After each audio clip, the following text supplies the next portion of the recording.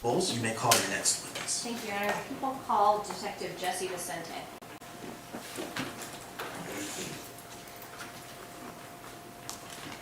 Ellen, he is right there.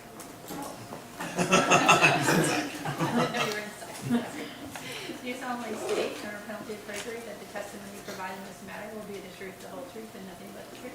Yes. Thank you.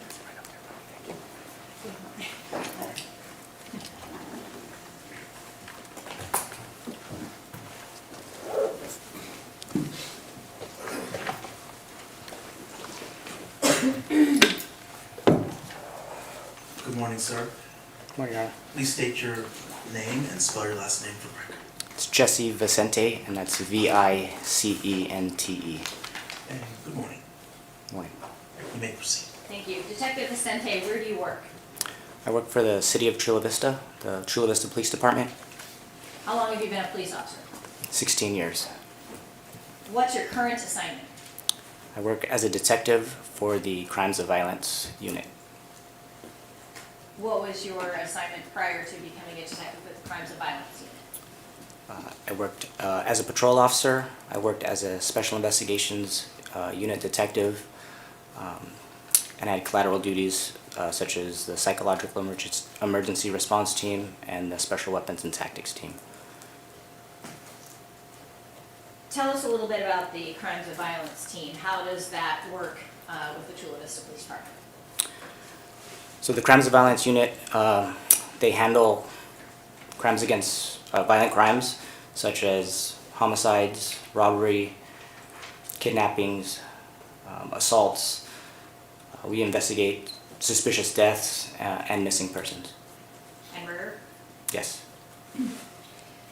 How many people are in the Crimes of Violence unit? We have 10. So we have 8 detectives, a sergeant, and a community service officer. The detectives are broken up into 2 teams of 4. In January of 2021, whose team, what was your team in the Crimes of Violence unit? It consisted of myself, Detective McIver, who was my partner, as well as Detective Ruiz and Detective Rosario. Early January of 2021, did you become involved in a case involving someone by the name of Larry Millete? Yes. How did that come about? On January 11th, I showed up to work and I ran into Officer Culver. Officer Culver was getting off of his shift from patrol that weekend, and I had a conversation with him about how the weekend went. He proceeded to tell me about this missing persons case that they had taken over the weekend, and he felt that it was suspicious and wanted me to take a look at the case. And did you begin then looking into the case at that point? Yes. What did you do first? I first began reviewing the reports by the officers. I started looking at body-worn camera footage of their interviews and their contact at the house. When you say they, you mean the patrol officers? Correct. Go ahead. Yep. And then I initially just recreated, I just started from the beginning, I started an investigation. Did you speak with May's sister, Mary Chris? Yes.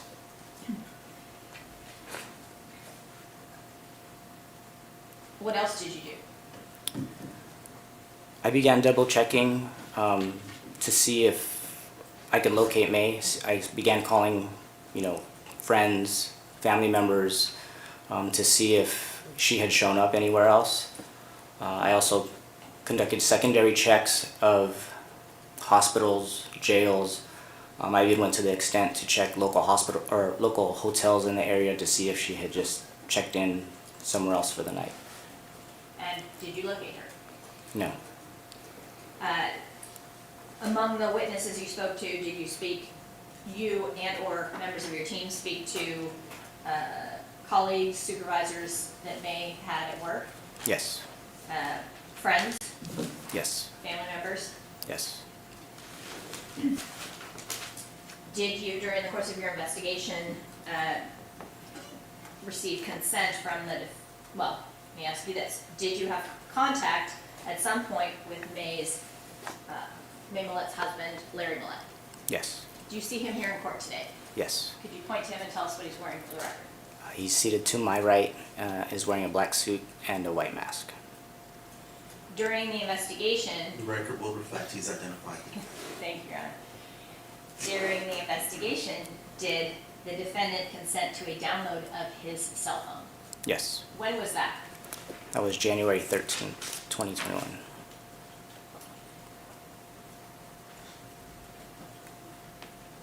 Did you go to his house to retrieve his cell phone? Yes. And then what did you do once you got the cell phone? I brought the cell phone to the Chula Vista Police Department and gave it to our digital evidence unit. And what's the purpose of providing it to the digital evidence unit? They are the experts and they will forensically download the phone and put it in a format so that we can view it. Did you speak with a digital forensic evidence individual by the name of Jackie Barajas? Yes. And is she the person who conducted the forensic download of the cell phone? Yes. And then did she provide you with a copy of that forensic download? She did. And was that download then analyzed by you and other investigators in the case? Yes. In addition to, and at that point too, did other members of your team begin to assist taking interviews? Yes. Did you and members of your team also look for surveillance video in the neighborhood? Yes. Show you, Your Honor, may I approach the witness to direct him to Court's Exhibit 26? You may. You may. We're gonna go off the record for a second. I lost the connection.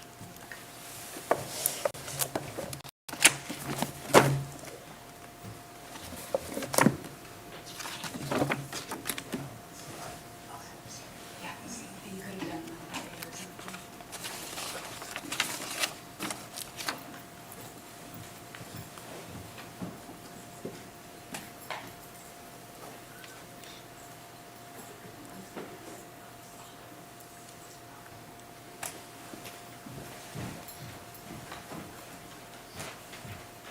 You just need to ask a question, you just let me know what time. Okay.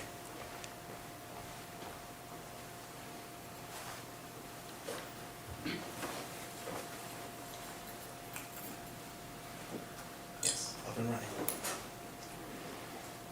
The system booted me out last night. Right. Back on the record. Detective, do you see in front of you on that binder Exhibit 26-1? Yes. And do you recognize what 26-1 is depicting? Yes. Showing you up on the screen 26-1, do you recognize 26-1 up on the screen to be the same exhibit that's in the binder? Yes. What are we looking at in this exhibit? This is an overview map of May and Larry's neighborhood, What is that neighborhood referred to? San Miguel Ranch. And where we see a yellow box with a red arrow pointing to 2413 Paseo Los Gatos, does that accurately indicate where the Millete house was located on that street? Yes. And can you kind of, actually, is there a laser pointer up at the? Yes. Could you kind of just orientate us to the area a little bit in terms of the streets and the street names? Yes, so Paseo Los Gatos, what is it? I don't think the laser pointer, here it goes. So this here is Paseo Los Gatos. It runs north, south, and then it curves west-east to where it intersects with Paseo Veracruz. The street to the south This is Calle La Quinta, and then the street to the east is going to be Plaza Eva. For the record. Yes, so you said the street to the east, Plaza Eva, and you indicated the street that we see to the right of the photograph that ends in a cul-de-sac. Would that be accurate? Yes, And the street that Plaza Eva, I guess, comes off from, that was the street that you indicated as Calle La Quinta? correct. Okay, so, for example, if you're at the top of the cul-de-sac on Plaza Eva and came down towards Calle La Quinta and then you turned right, what would be the first street that you would come to? Paseo Los Gatos. Okay, and then Paseo Los Gatos would be the street just to the left as we look at the photograph of the yellow box. Correct. Is that correct? Correct. And if we then kind of traveled that street to the top of the screen and turned left, does that continue to be Paseo Los Gatos? Yes, And then as it curves around, now looking at the very far left of the screen, it appears that there's kind of like a field or a park maybe on the very far left of the photograph. yes. What is that? That is San Miguel Park. So the street that runs just parallel or just, I guess, adjacent to San Miguel Park, what is that street? Paseo Veracruz. So if you were to go up Paseo Los Gatos towards the top of the screen, turn left, come back down adjacent to the park, and then turn left again, you would be back on Calle La Quinta? Yes. I can't remember all these, but as you go along, we'll see. I know where Paseo Los Gatos is. For right now, I think that's the best starting point. Did your team obtain surveillance video from a location on Calle La Quinta? Yes. And where, looking at 26-2, do you see the address where you, First off, on 26-1, show me the street again. You're looking for Calle La Quinta? The one she was just talking about. Yes, so this is Calle La Quinta here. and that's, just for the record, spelled C-A-L-L-E, new word L-A, new word Q-U-I-N-T-A. Looking at 26-2, do you see down at the left, bottom left of the photograph, 338 Calle La Quinta in a box? Yes. And is that the accurate location of the address 338 Calle La Quinta? Yes. Did you obtain surveillance video from that location? We did. Did you also obtain surveillance footage from 2409 Paseo Los Gatos? Yes. And where is 2409 located in relation to the Millete house? So if you're facing the Millete household, that is the house to the left if you're facing it, or north. So right next door to the north. And then at the top, kind of as the street, Paseo Los Gatos curves around to the left, at the top of the photograph, do you see 2396 Paseo Los Gatos? Yes. And did you obtain some surveillance footage from that location? Yes. And this 26-2 up on the screen accurately depicts the exhibit that's in front of you in the binder? Yes. Tell us about finding the surveillance footage from 338 Calle La Quinta. So Calle La Quinta, they have a Nest security system. What we discovered with this house was that it had continuous recording. And have you been to that house and seen the location of the camera? Yes. Looking at 26-3, is that the same? It is the same photo that's on the screen. And that's which house again? It's 338. Calle La Quinta. And so just kind of orientating back to 26-2, we see at the bottom 338 Calle La Quinta with kind of a little icon of a camera with a little yellow kind of angled cone, is that where you retrieved video from 338 Calle Quinta? Yes. And so then looking at 26-3, what are we looking at in this photograph? So the red circle is depicting where the camera is mounted. And this would be a photograph of the front of 338 Calle Quinta? Correct.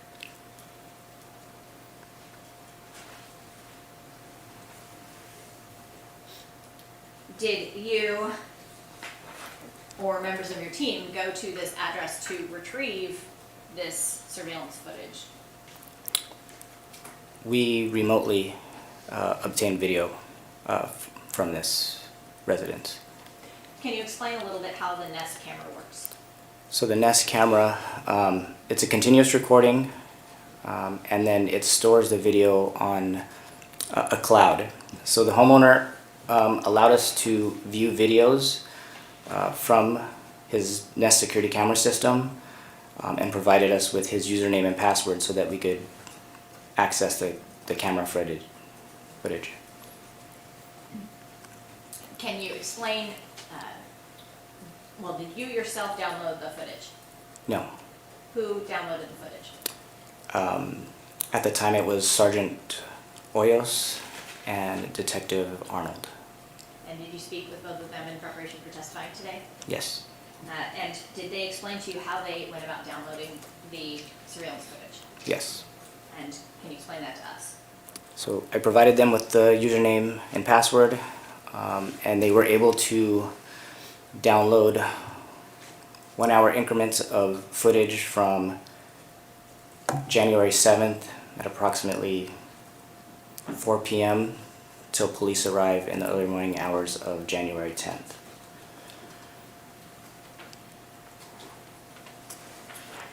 And when they downloaded this footage, did they save it and label these particular files? Yes. And did they indicate whether or not the date and time, did they somehow note the date and time when they saved these files? Yes. How so? So each file name for the video that they downloaded was labeled with the date and the start time of the video.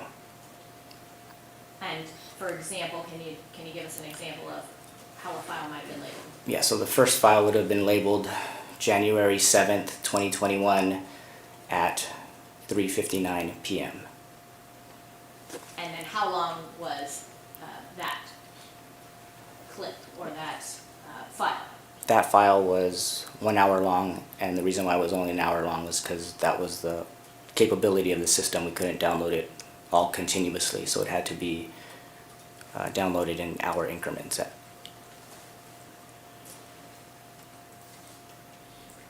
And have you reviewed that surveillance footage? Yes. Now, did you notice when you reviewed the footage that there was a gap in time on one of the files? Yes. Which file was that?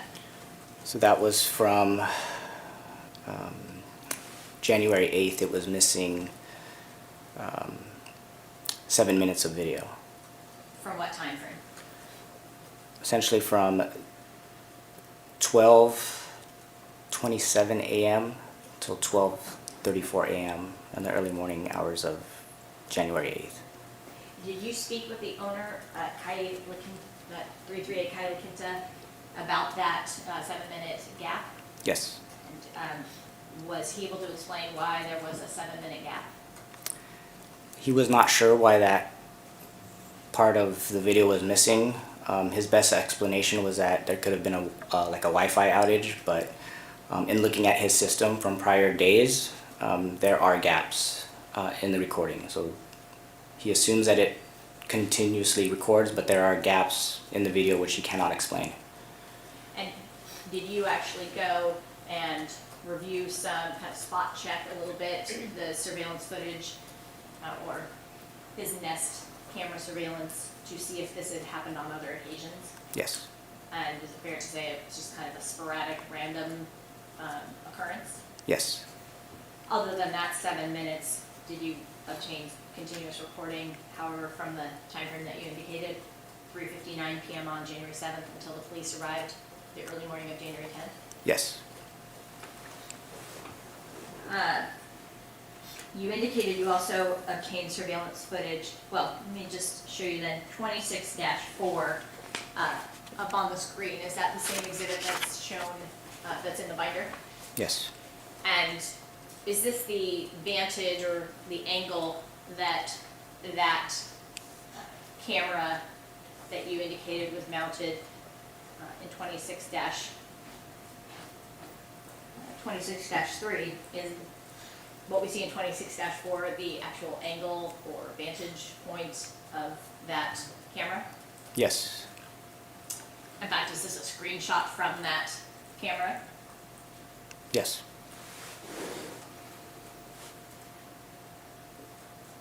And did you, when you reviewed the surveillance footage, were you able to see certain activity that helped you to corroborate the date and time?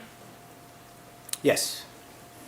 Looking at 26-5, do you recognize what we see in this exhibit? Yes, that is a photo of when police are arriving. And so I think you had indicated files were saved kind of 3:59. Is it fair to say then 4:59, 5:59, 6:59, and successively they would be saved in that manner? Yes. And so this exhibit 26-5, is this from the file that was stamped January 9th, 2021 at 11:59 PM? Yes. So determining the time, how would you then determine the time? Did you give each file a number? Or just, It was labeled with the date and time. That's how it was. Okay. We didn't do any additional labeling to the file. So looking at this here, this is 44 minutes into the video, 44 minutes and 34 seconds into the video, police are arriving, and that matches up with our call for service time that we received. So you see a couple of patrol cars in this still from this video footage? Yes. And that would be consistent with the patrol officers who responded to the Millete house the early morning of January the 10th? Correct.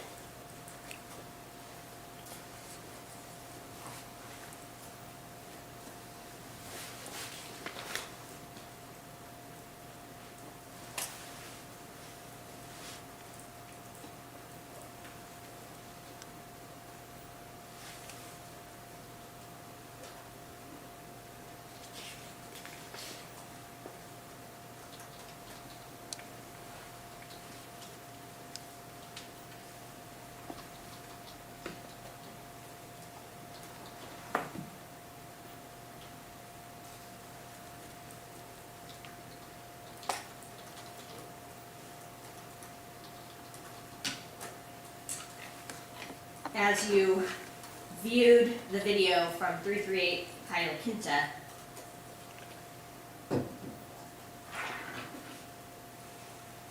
did you notice something significant or of interest to your investigation in the early morning of January 8th, approximately 6:00 a.m.?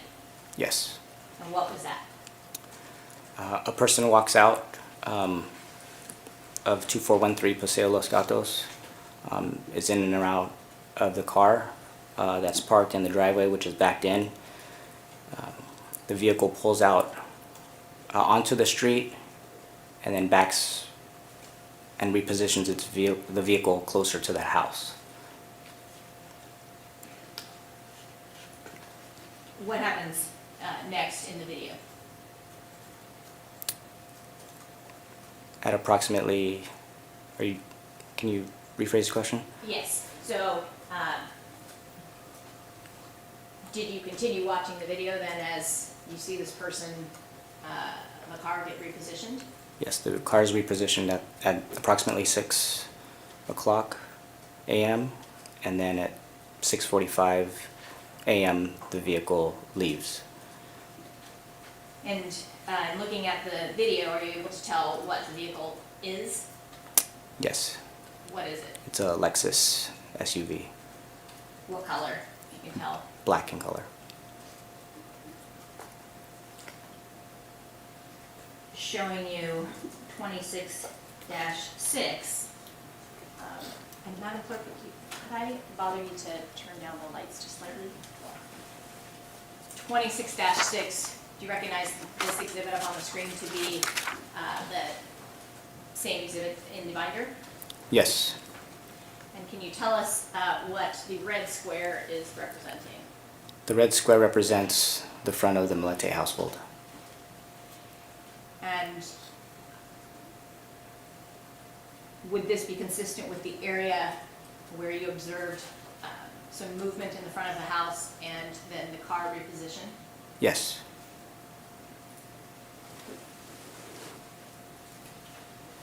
Did you observe that vehicle return at any point that day? Yes. At approximately 6:06 p.m. All right, the still for 26-6, what is the time? Exactly. This is a still from January 8th, 2021, just before 6 a.m., is that correct? Yes.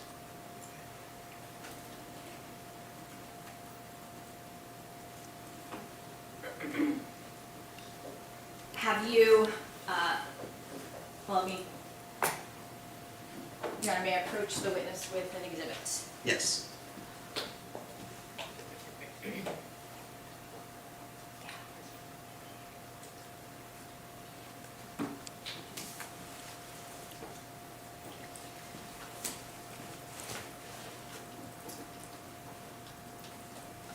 Detective, showing you what has been marked as Court's Exhibit 43 for identification, and I'm going to take this CD out of the sleeve and show it to you. Do you recognize what that is? Yes. What is that? It's the surveillance video from January 8th of the Lexus. And is it a compilation of some clips from that surveillance footage? Yes. Okay. What is it, if you could describe for us what is on that video? So on that video, it's a compilation of videos from different residences in the area showing May's movements on January 7th. And then, sorry, I apologize. Can you rephrase? Yes, if you want to take a look at that exhibit, is that video of the Lexus? Sorry, yes. This is video of the Lexus. This is video of what I just described, of the vehicle pulling out into the street and then pulling back closer to the residence. And in the video, the disc that is in front of you that you've already reviewed prior to testifying today, is there kind of a red line that we will see when we watch this video? Yes. And what is the red line indicating?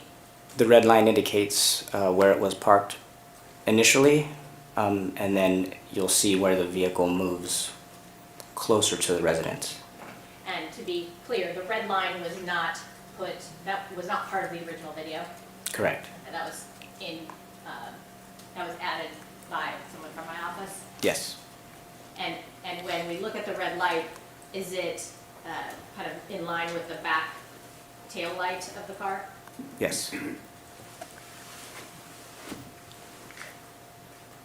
And obviously, we're not going to watch an hour's worth of video. Does, once the car kind of repositions,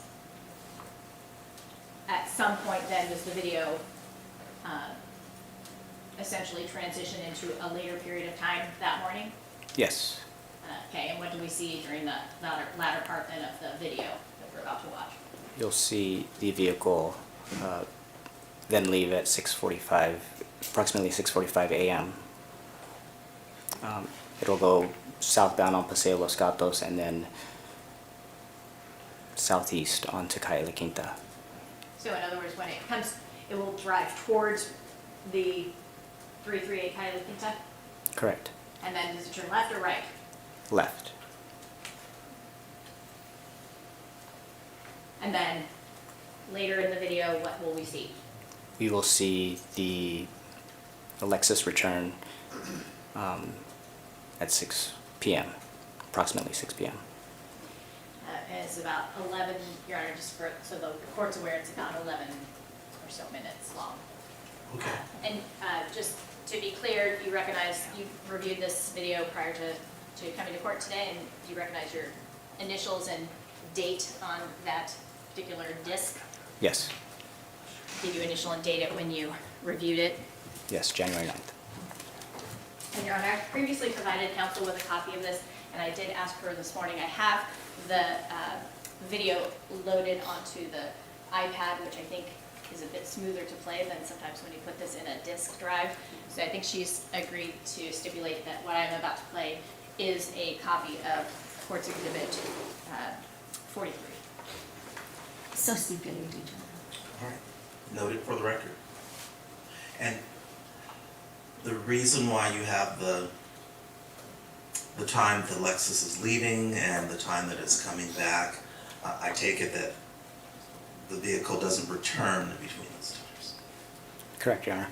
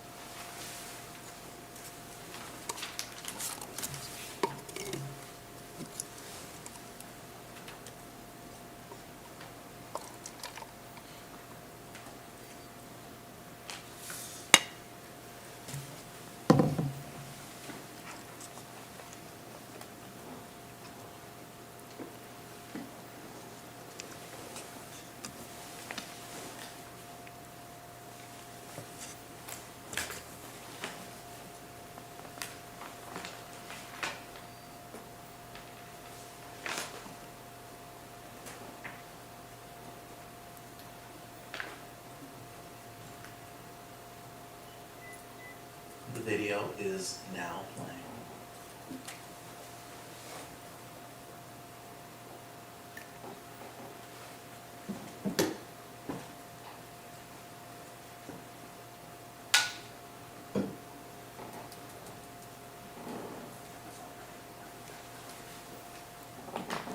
Counsel, can you have the witness tell me where I should be looking? Yes, I'm sorry, I thought the square that we had indicated at the beginning with the points, the area of interest is, go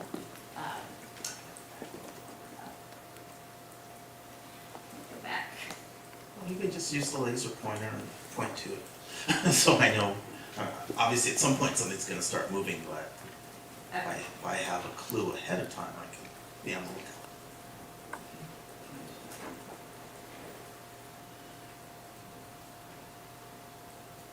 Detective Vicente, can you, using the laser pointer, just indicate where it is that we should be focusing our eyes while we watch this video?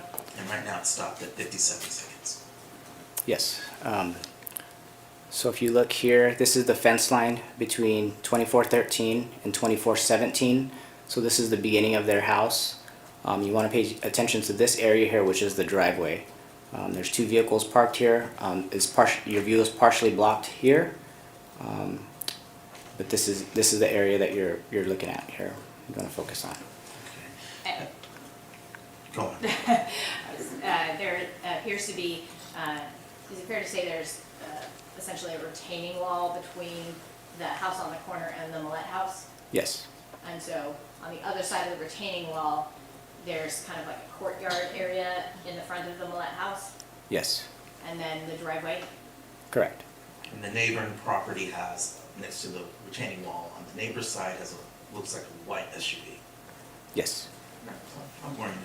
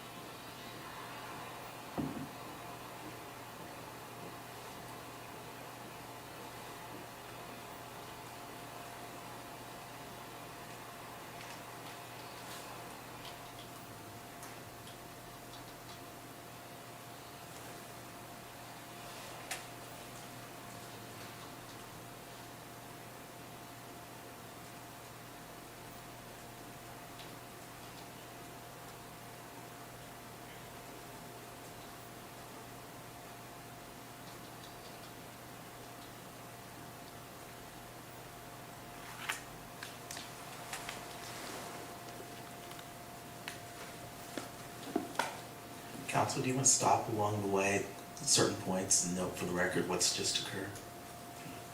Sure, so I just stopped it at 217. Detective Sente, can you tell us, just describe what we've just watched? So that was the person entering the dark SUV, which pulled out onto the street. There was an indicator showing where the red taillight was at the beginning when they started the vehicle, and then the vehicle is now backed in closer to the garage area of the Millete household. Can you tell, based on your knowledge of the house, well, you've been to the house several times? Yes. Can you tell, based on your knowledge of the house, at all how far back that Lexus pulls into towards the garage? It just pulls in a couple feet closer to the residence. And so you can't tell, or do you know whether or not it actually pulls into the garage? I can't tell. All right, I'll go ahead and play a little bit more of video and then stop it to, Okay. unless, do you? I have a question, I'm sorry. You can't tell how far it pulled back in, but did it pull back to the same place that it was originally, or did it appear as if it was closer or farther away when it backed? It appeared that it was closer to the residence. And just to be clear, the red taillight indicator was accurately reflecting where the taillight was when the car was originally in the driveway. Correct. So when we watch the video, using that taillight indicator, we can see how far back the car pulls towards the garage. Yes.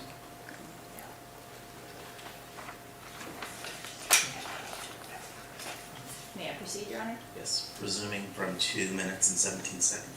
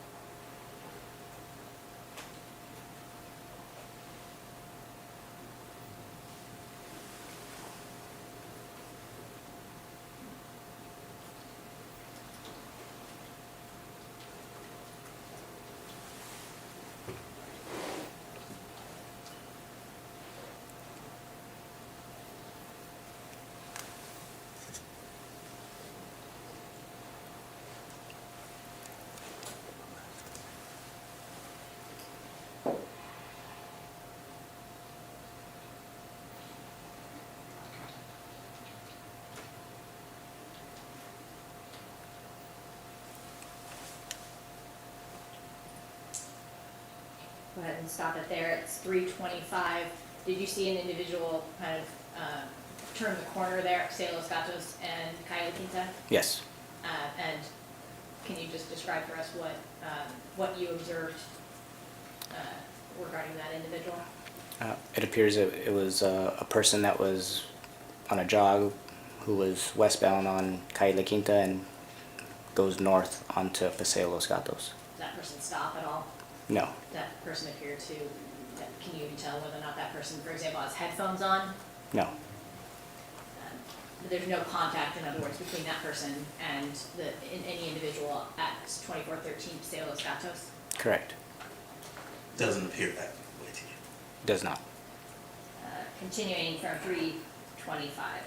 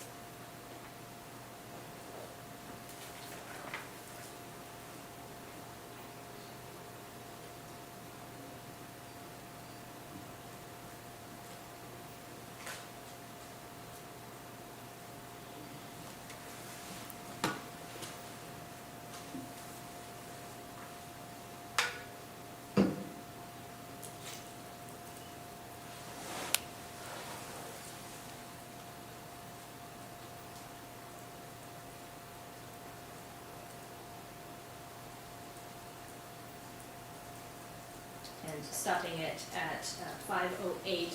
Do we still see some movement around the vehicle? Yes, But the vehicle still is stationary at this point? that's correct. Continuing on then from 5:08. And by the vehicle, we are referring to the Lexus SUV. Yes.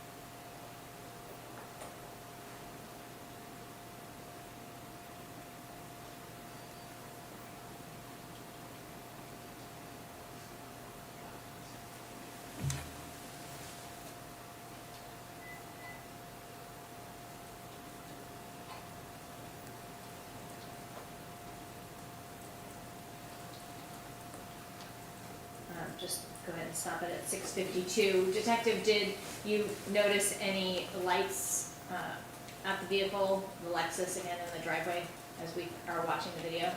Yes. Describe, if you can, what we just kind of observed.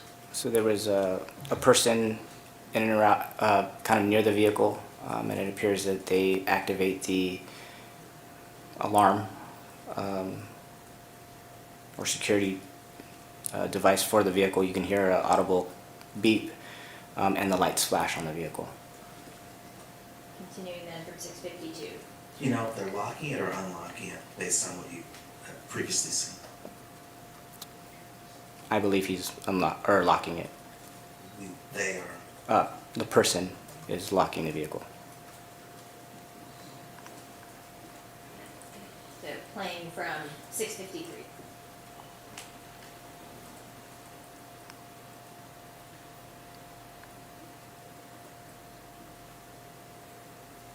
And now we just kind of panned out, and now the timer or the video is depicting 6:43 a.m. The portion that we are about to watch now is that we've kind of fast forwarded several minutes to 6:43 in the morning. Correct. And so the next portion that we are about to watch is that an accurate time frame for what we're about to watch? Yes. And to clear up any confusion on the record, you stopped it at 6 minutes and 52 seconds into the video, and that's the time into the video, not the actual daytime hour. Well, I've actually stopped it at 7:04. I had just started playing it from 6:52. He had just described what we had last seen, and I've stopped it now at 7:04. And yes, up on the screen, it says 6:43 a.m. So you stopped it at 7 minutes and 4 seconds into the video, Correct, okay, which has no relation to the time of day. correct. And now we're looking at, what's it stopped at on the video? On the video, on the actual exhibit, it stopped at 7 minutes, 4 seconds. Okay, gotcha. Up on the screen, however, as indicated by the detective, what we're about to watch occurs at around 6:43 a.m. January 8th. Okay, just wanting to make sure that it's understood. So I will begin, resume the video again.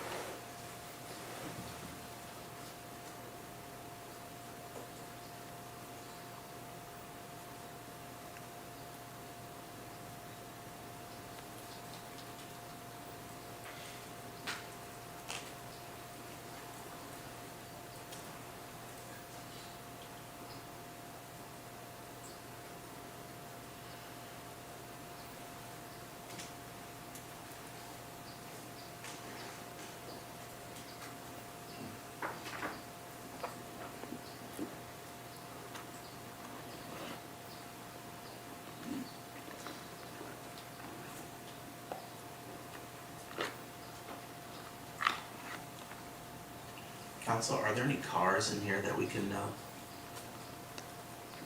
that are showing? You didn't have to stop necessarily, but. Oh. Detective, do you see any other cars associated with the Millete residence in the video? And I've stopped it at 8 minutes, 14 seconds. Yes. Well, what do you see?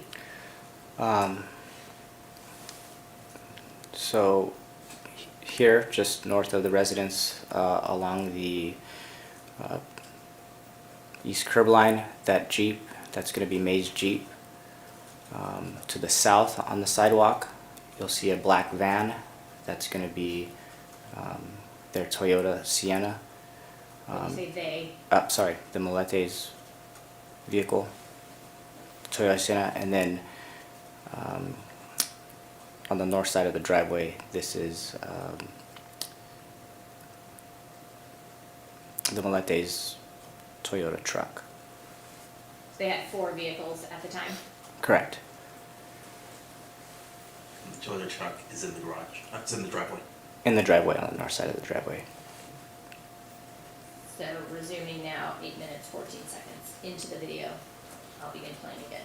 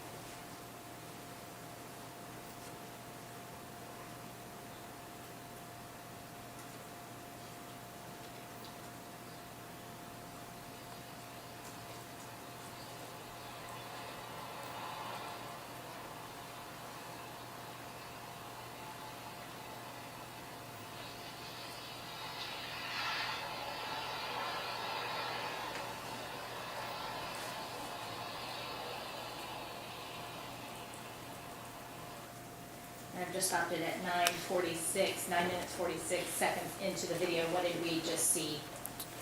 So you observed a person deactivate the alarm to the Lexus, enter it.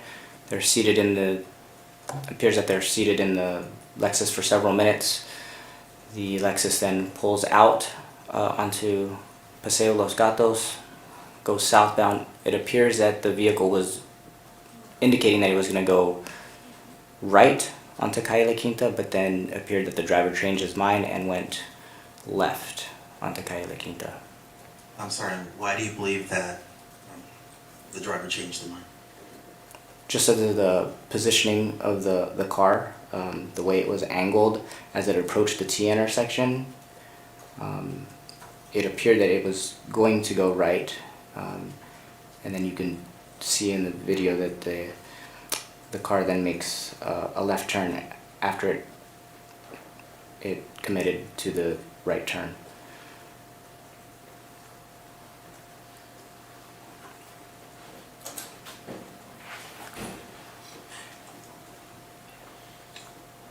Why is it that the camera seems to almost zoom out as the vehicle is exiting the garage? That was enhanced to get a closer view of the vehicle.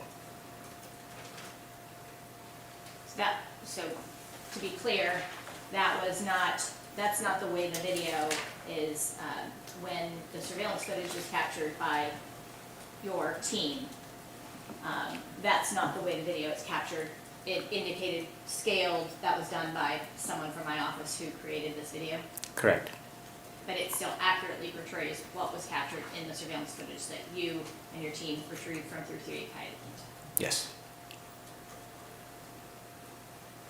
So we are now stopped at 9 minutes, 46 seconds into the video. There is the screen is black and it says 6:06 PM. What are we about to now watch on the video? This is when the Lexus returns back home at this time. And that's an accurate time stamp approximately of when the Lexus returns back to the home on Paseo Los Gatos. Yes. And again, just to be clear, in watching this video, and you've watched all of the footage of the 338 Calle La Quinta surveillance footage, Yes. does the black Lexus ever return during the day No, on January the 8th? it does not. So I'll begin, resume playing the video at this point, 9 minutes, 46 seconds into the video with the 6:06 PM timestamp up on the screen. And counsel, perhaps I missed it. Did you ask the witness how he confirmed the accuracy of the time on the video? I think I did, but I can ask again. Did you review all of the surveillance footage? Yes. And your team, when your team, either Detective Sergeant Hoyos or Detective Arnold, saved these files when they downloaded each of the files, they saved them with a date and time on the file? Correct. And I also verified it with the homeowner that the date and time was correct, and I matched it up with the time of arrival when police arrived. And was there, and so then when viewing the video, you're familiar with these video segments that we've just watched from viewing the original surveillance footage, correct? Yes. And did you verify that these dates and times are accurate in the exhibit that we've been watching? Yes. Thank you.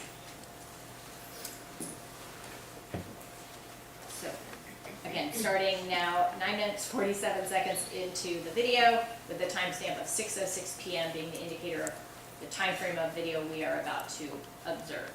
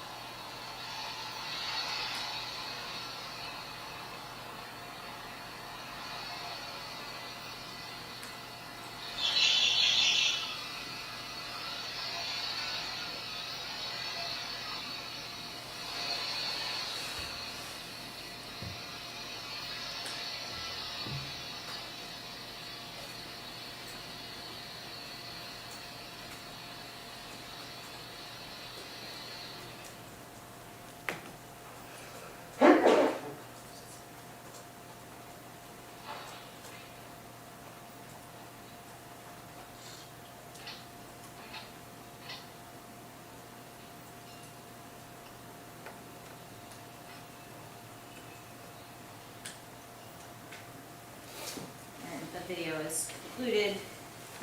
Detective, if you can just kind of describe for us what we just saw in that last minute or so.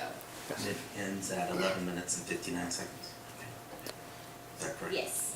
All right. So that was video of the Lexus SUV returning. It pulls back onto Paseo Los Gatos and backs into the driveway. There's a person seen around the driver's side into the rear of the vehicle.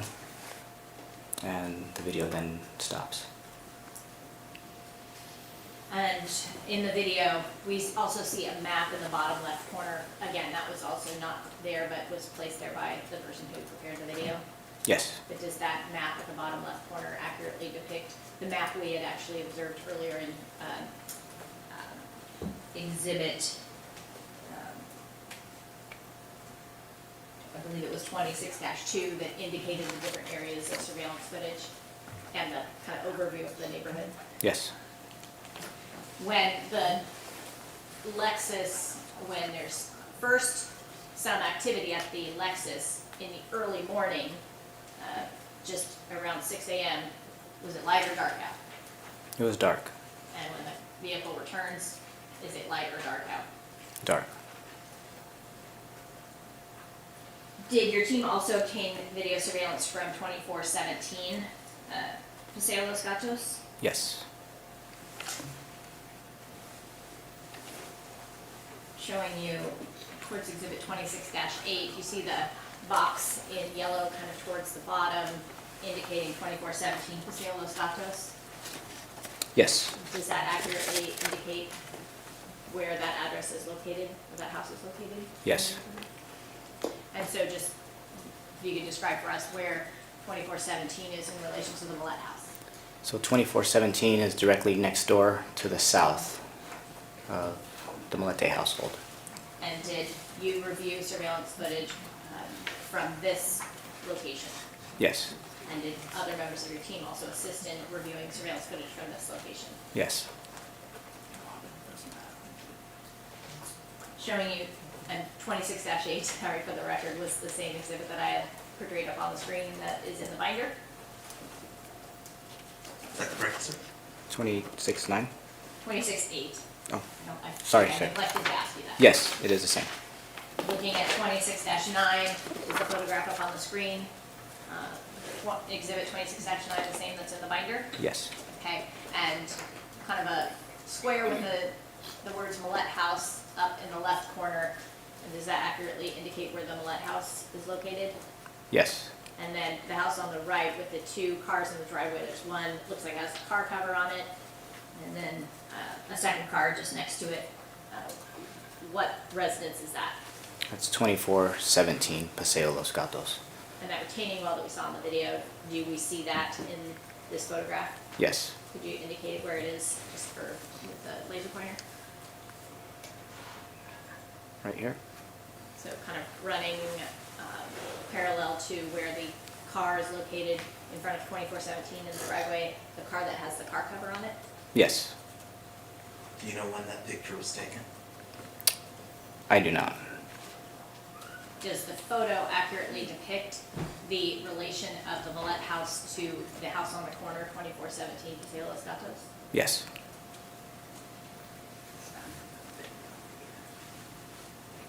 Did you, in reviewing that surveillance footage from 2417, determine anything with regard to the date or timestamp? Yes. What was that? Yeah, the date and time stamps were accurate. Oh, sorry, were 8 minutes ahead on this particular video. So the video footage that you got from 2417 was 8 minutes ahead of the actual time? Correct. Were you able to compare the timing of, well, were you able to see surveillance footage of the black Lexus that we just observed in the video? Were you able to see that same black Lexus on January 8th from the surveillance footage at 2417? Yes. Showing you 26-10. Do you recognize 26-10 to be the same exhibit as in the binder? Yes. And can you tell us what we're looking at in this photograph, or this still photograph? So this is one of the camera angles from 2417 Paseo Los Gatos. It's situated above the garage, pointing in a northeasterly direction, or westerly direction, correction. And so it has a date, a timestamp at the bottom, January 8, 2021, 6:53:14 a.m. And it says camera 16 at the top. When you reviewed the video, are you able to, or did someone look at the video and compare it to real time to determine that it was 8 minutes ahead? Yes, And when you look at this particular still, do you see a vehicle consistent with the Lexus? yes. Can you point to that? So that is in the top left corner. This is going to be the Lexus. And that's the black vehicle, that's the top left corner of the screen. Correct. So if I do my math correctly, then if it's 8 minutes ahead, this would be approximately 6:45 in the morning. Correct. And that would be consistent with the surveillance footage from 338 Calle La Quinta. Correct. Looking at 26-11, is this another camera angle from 2417 Paseo Los Gatos? Yes. And this has a date and timestamp of January 8, 2021, 6:53:24 a.m. Camera 1. Do you see the Lexus in this still photo? Yes. It's the dark SUV at the top of the screen, making the left-hand turn onto Calle La Quinta. And does that further corroborate the timing of the 338 Calle La Quinta surveillance footage? Yes. And then looking at 26-12, has a date and time stamp, January 8, 2021, 6:53:30 a.m., camera 9. Is this a different angle from 2417 Paseo Los Gatos? Yes. And what is the vantage point of this video? So this vantage point is from an elevated view of the backyard. This points in like a southeasterly direction and captures a portion of Calle La Quinta. And can you see the Lexus in this video, or in this photo? Yes, this is you'll see the black Lexus at the top right of the screen here. And this would have been after the Lexus turned left on Calle La Quinta? Correct. So it's driving in which direction? Southeasterly.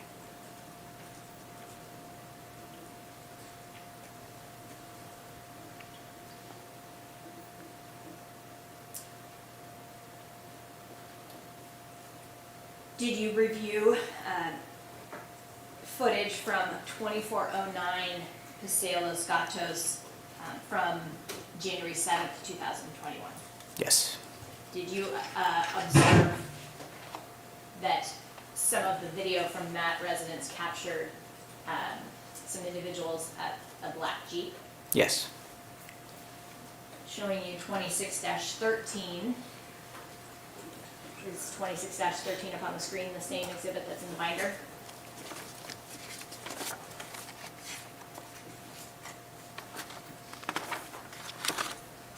I don't have 13. 26-13? Not in the binder.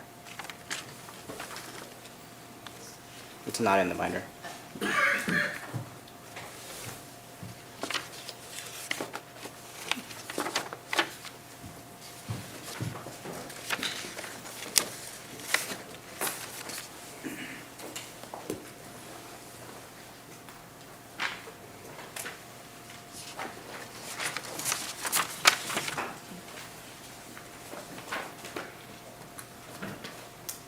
Madam Clerk, I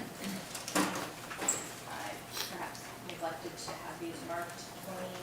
24 additional exhibits for courts exhibit 26, 13, 14, 15, and 16.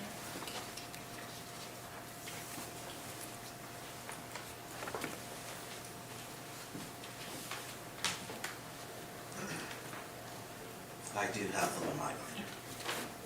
So now I forgot to put them in the, must be put in my, I apologize, Your Honor.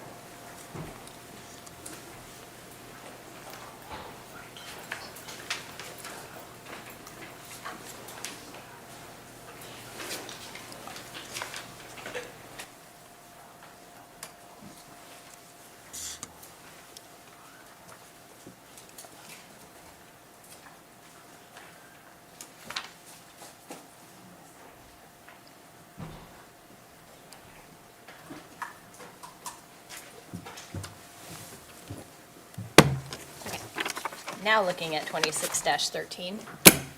Does that appear to be the same exhibit that's framed up on the screen? Yes. And do you see 2409 Paseo Los Gatos depicted in this exhibit? Yes. It kind of has a little camera icon with a little yellow cone. Yes. Can you tell us a little bit about the surveillance footage that was recovered from 2409 Paseo Los Gatos? So 2409 had Ring, a camera system. Their system is activated when there's motion. So whenever there's motion near the residence, it'll start recording for a certain duration of time, depending on how much movement is in the front of the residence. And when you reviewed the video from 2409 Paseo Los Gatos, tell us a little bit about what you saw in terms of movement at the Jeep. So we see a female, we believe is May, and her children at the Jeep. Also, what's the date and time of this? What he's talking about? This is January January 7th, Time? approximately 3 p.m.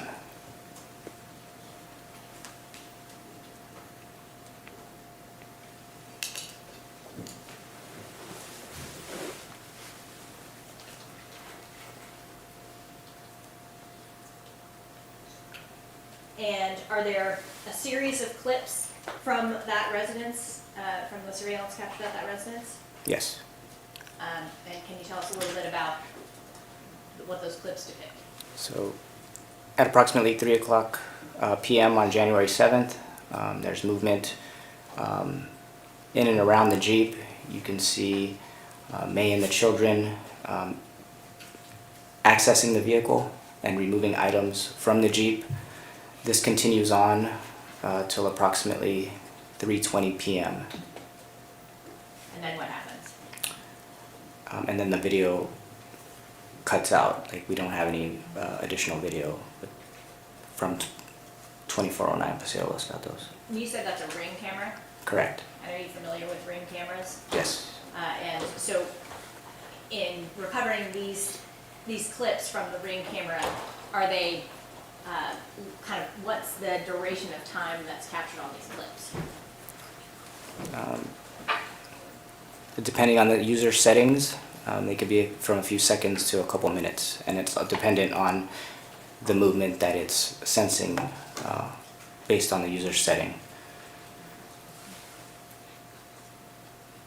Looking at 26-14, do you recognize 2614 to be the same exhibit that's in the binder? Yes.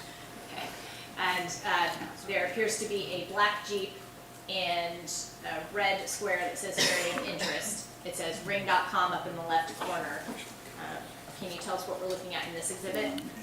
So this is a photo of May's Jeep that's parked along the east curb line of Paseo Los Gatos.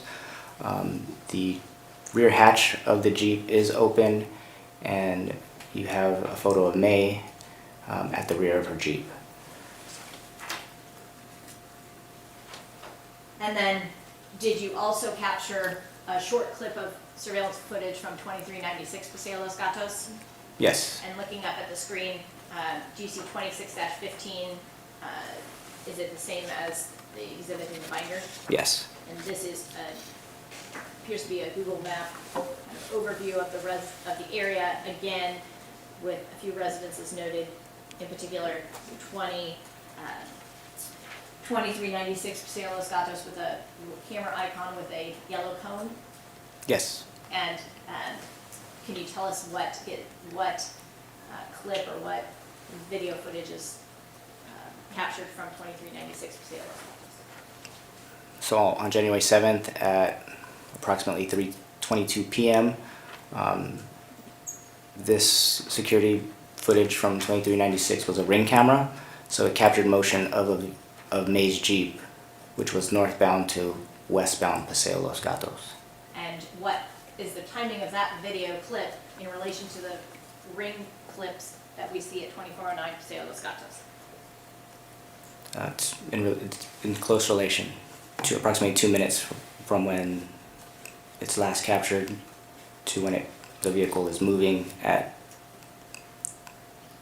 3:22 p.m. So consistent with May's Jeep leaving the residence at 2413, driving up towards that curve at the top of the screen and turning left? Correct.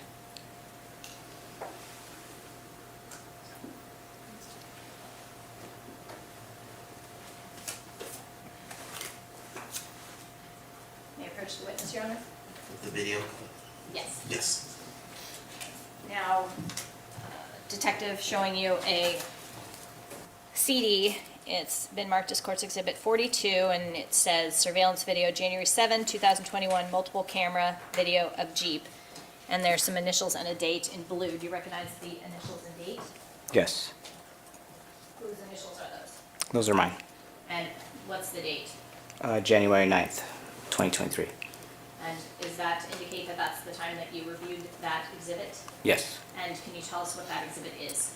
This is a string of camera angles from 2409 and 2409 Paseo Los Gatos and 2396 Paseo Los Gatos, and these are the movements of May and her Jeep on January 7th at approximately 3 p.m. January 7, 2021. Correct. Your Honor, with the court's permission, I could play Court's Exhibit 42 at this time. Yes. And again, same stipulation, I believe that the exhibit I'm playing is a copy of Court's Exhibit 43, which is up at the witness stand with the witness. So stipulated, yeah. Noted. And just so the court's aware, this is an 8-minute, 45-second video. And there is some audio in the video. There's audio of a child. There's a transcript in the video. It's just about 1 or 2 lines. I can provide a paper copy of the transcript to the court at a later time. I don't have that at this point, but it is embedded into the video. It's 1 line, so I didn't know if the court needed a transcript for 1 line, 1 or 2 lines of the same phrase. Okay. First off, is there a stipulation that the court reporter doesn't have to record that? Yes. Stipulation that whatever is said, the court reporter doesn't have to type. I just stipulated on the video, but not on what it is said or Is it- was said. Is it relevant? Is it a child playing? Is it one per children? It is, and I would like to, actually, I would want to ask that that not be filmed, because the children are in it. But I would like, I have to play it for the court, so. Right. Okay, I previously discussed that, so the clip with the children will not be played. So do not record that. Thank you.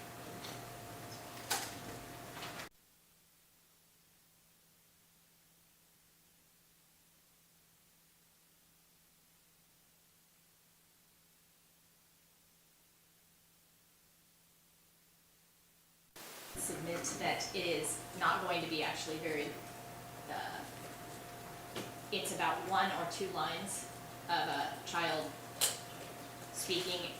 It's transcribed on the video, so I think I can certainly also at a later time provide screenshots of that line to the court reporter, so she can use that if she's not able to capture it real time as I play it in court. I don't know if that is also agreeable to defense counsel. I need to see it first, so I haven't seen You it. have a copy of it. You have a copy? Yes, I provided you the media exhibits a week ago. A week ago? Yes. Can you just take a look in? I'm sure you gave her the video earlier than a week. Oh, well, I mean the exhibit, yes, earlier than a week ago, yes. I've lost track of time.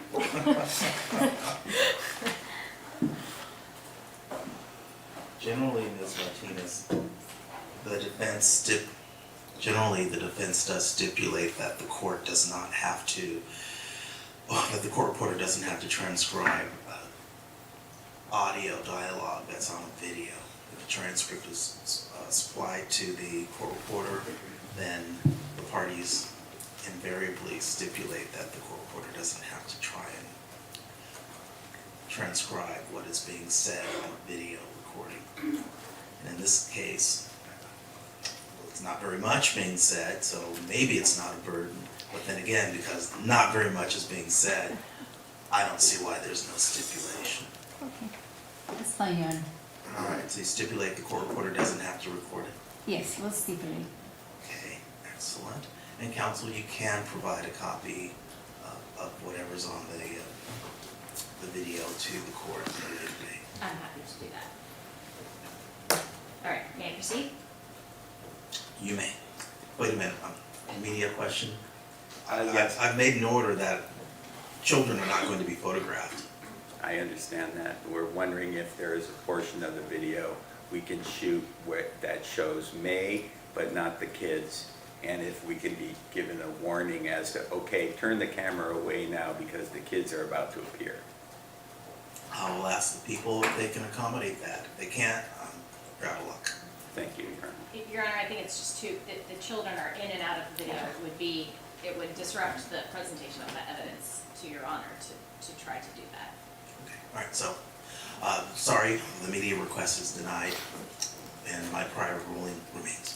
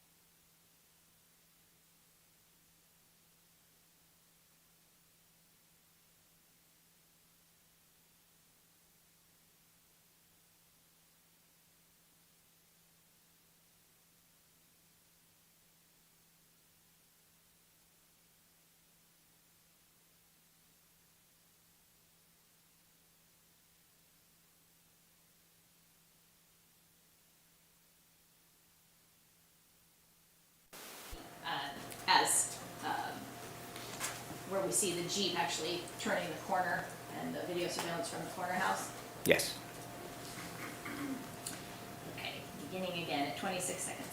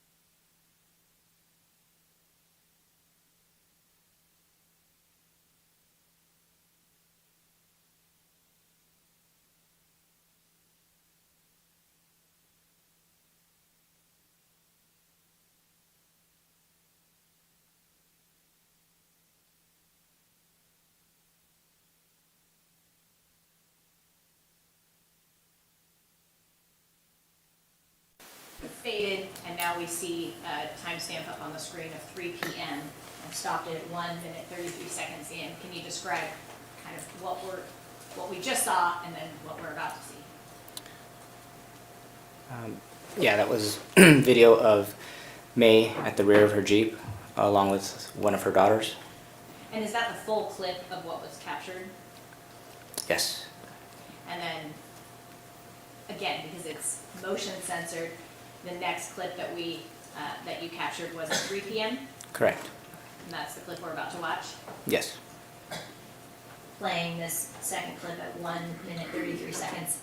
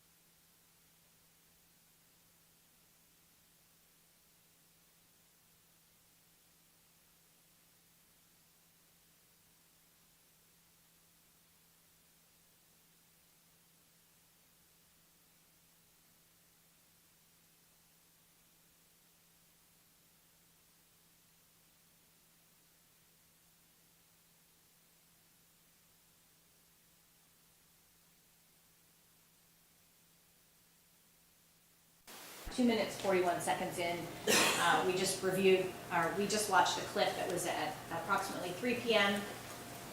Was that consistent with a clip that we watched earlier, kind of May, in and around the Jeep? Yes. And then now we have a timestamp of 3:03 p.m. up on the screen. We're about to watch the next clip that the ring captured from that residence. Yes. Playing that clip.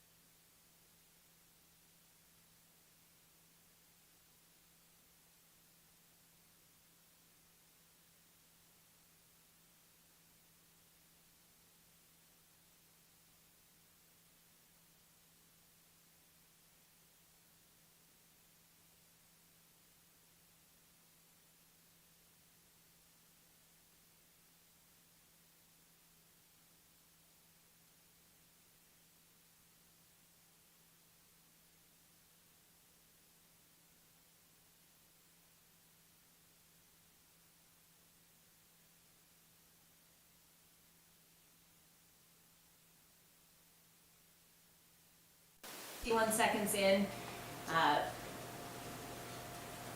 there's a timestamp now at 3:13 p.m. The clip we've just watched was a clip from the ring camera, again, consistent with May, and did it appear that there were other people at the Jeep?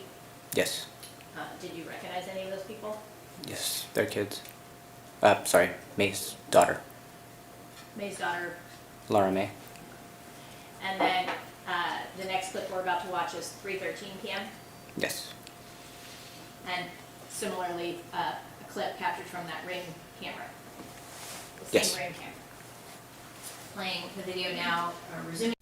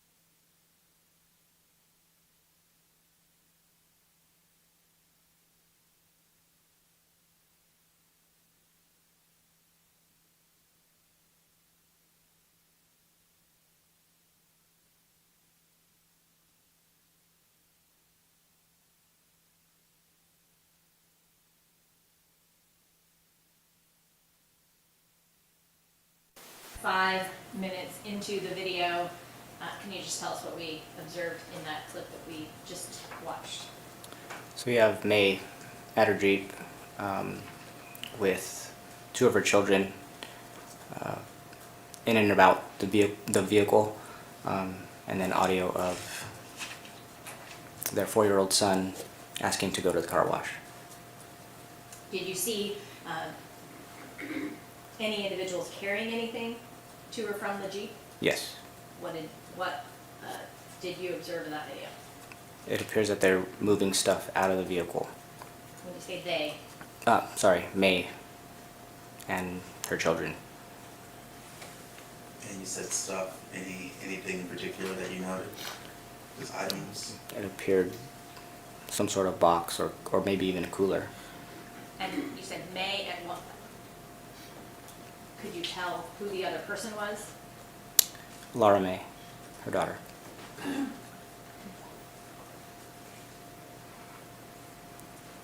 And now we have a clip at 3:20 PM, similarly a clip from the ring camera. Yes.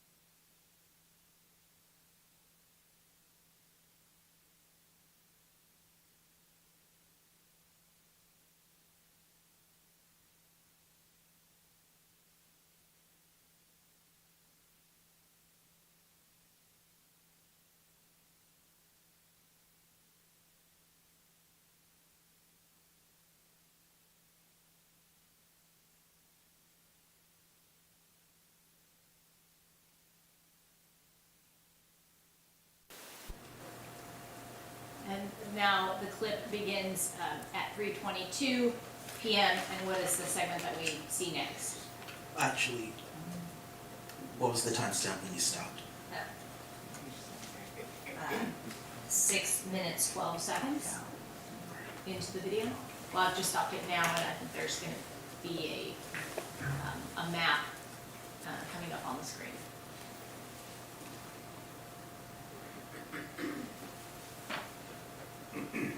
So I'm gonna play just another minute and pause it there at 6 minutes, 15 seconds in. And do you recognize what we see up on the screen at this point?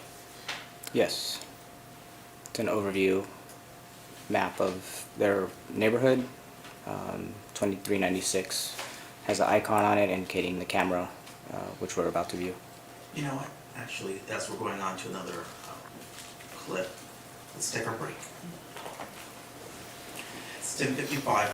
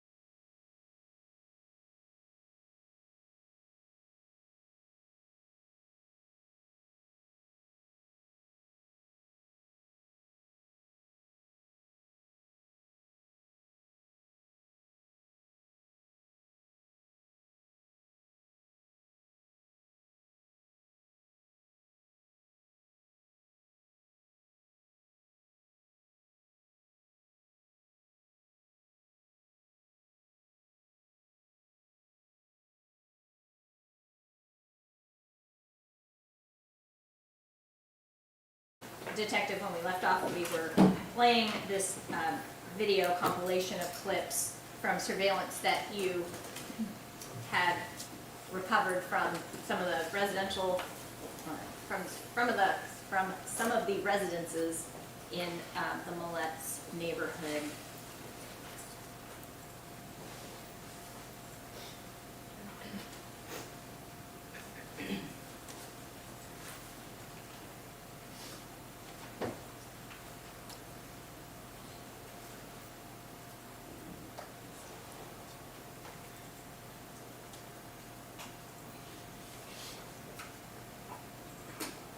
And where we left off, I believe, this is at 6 minutes, 15 seconds into the video, and we see, I think you had identified already that 2396 Paseo Los Gatos has a bit of a camera icon with a kind of yellow cone, and are we about to see a clip from that location? Yes. And what will we see in this video clip? You'll see May's Jeep. Can you speak up, sir? Sorry. You'll be seeing May's Jeep northbound on Paseo Los Gatos and make the turn right in front of the residence to go westbound on Paseo Los Gatos. So I'm going to go ahead and play that clip now. Your Honor, there are no children in this particular clip, so I don't have any objection if this portion is filmed. I already had let the media know that. All right, no children, it's fine to know.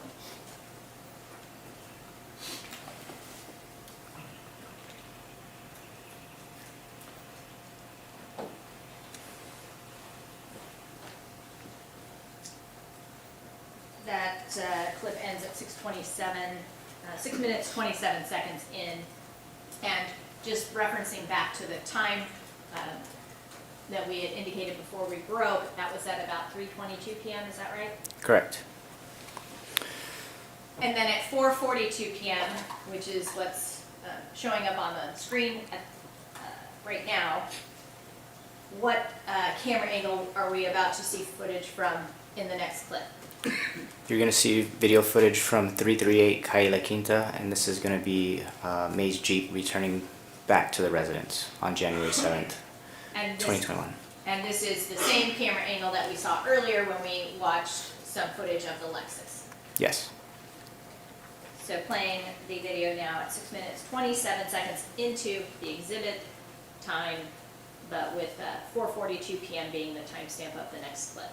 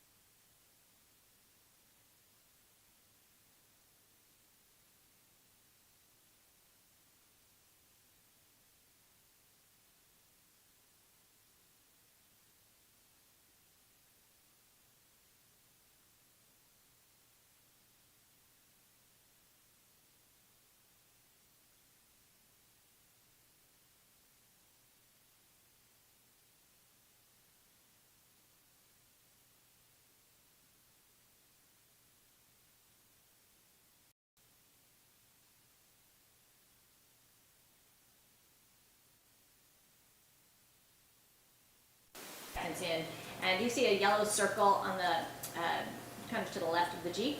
Yes. And what is that yellow circle indicating? That's May exiting her Jeep. Okay.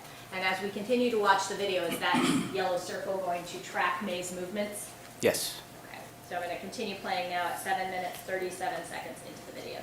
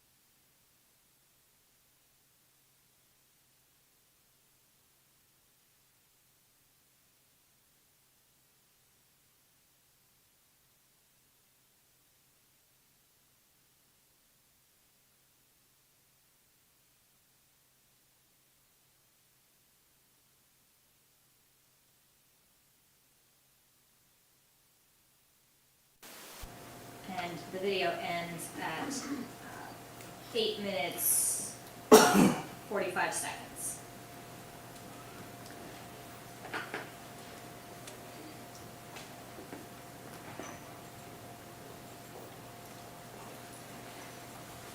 Detective Vicente, did you or someone from your team watch the surveillance footage from the 338 Cayo Quinta vantage point from that time that May walks into the house at about 4:45 p.m. on January 7th, 2021, until the police arrive on January 10th at approximately 12:45 in the morning?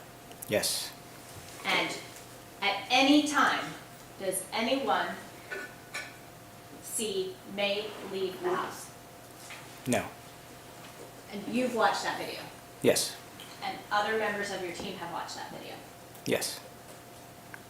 You mentioned earlier there was a 7-minute gap in time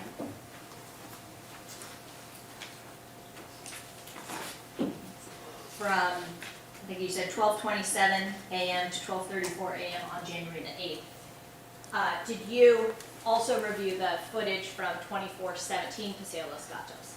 Yes. And there were multiple camera angles from that residence, correct? Correct. That's the residence as you look at the Millete's house to the right? Yes. And was that continuous footage? That was continuous. And when did you have that continuous footage from? From January 7th through January 8th. And did you or someone from your team review that video in its entirety? Yes. Counsel, when you ask him if someone from the team viewed it, I need to know who it is, because I want to, he has indicated, I think he just said, as to the footage from the 7th at 4:45 p.m. until the 10th, until 12:45 a.m., he has viewed all of that. Because you were asking somewhat of a compound question, he or someone on his team. Let me start over. And, Oh, okay, because I want to know, it's important that he does not speak for some anonymous person. did you watch the video from 338 Cayo Quinta from the time that May walks into the house until the police arrive on January 10th? Yes. Do you see May leave the house? I do not. Did other people from your team review portions of that video? Yes. Who reviewed the other portions of the video?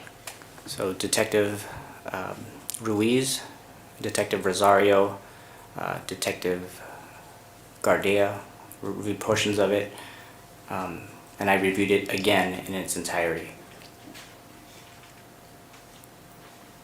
And the three officers that you listed, they reported to you that they didn't see it?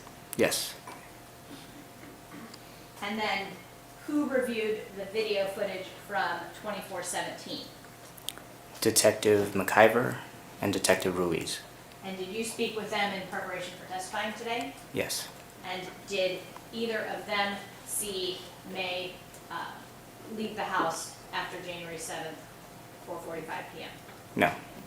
Did you review in particular the 7 minutes that were not available on the 338 surveillance footage? Yes. And is there any indication of May leaving the house? No. In reviewing the video on January the 9th, do you see who later came to know as May's father, Pablito, arriving at the house on January the 9th, Saturday? Yes. What time was that? Approximately 11:40 a.m. January 9th, 2021. Yes, correct. Later that same day, Saturday, January 9th, 2021, did you notice the defendant, his movements at all on that day? Yes. What did you observe? At approximately 1:41 p.m., Larry gets into the Lexus and drives off, and then returns approximately 6 minutes later. He does this again at approximately 3:15 and is gone for 5 minutes and returns. When he returns that second time, did you observe his movements in the neighborhood? Yes. What does he do? Approximately 3:30 p.m., he walks over to his neighbor's house at 338 Calle La Quinta, and has a conversation with them. And can you actually hear the conversation, the audio conversation in the video surveillance? Yes, Can you hear Larry's voice? yes. What can you hear Larry say? He essentially asks his neighbor